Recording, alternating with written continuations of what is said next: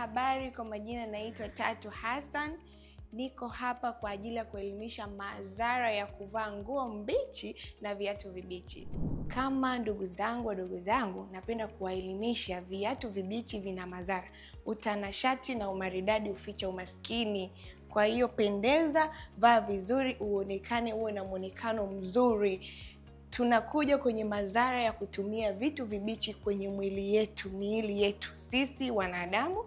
Hasa wewe ndugu yangu unaniangalia, usitumie viatu vibichi, vinaweza vikaleta fangasi kwenye miguu yako ambayo ikapelekea kunuka miguu, kashindwa kuvua viatu mbele za watu kwa ajili unaogopa unanuka miguu.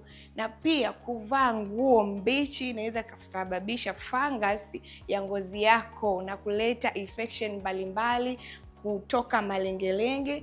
Hivyo na washauri msipendelee kuvaa viatu vibichi ama nguo mbichi, maana vinaathiri sana miili yetu na miguu yetu. Mpenzi mtazamaji, naitwa Tatu Hassan. Asanteni sana na wapenda.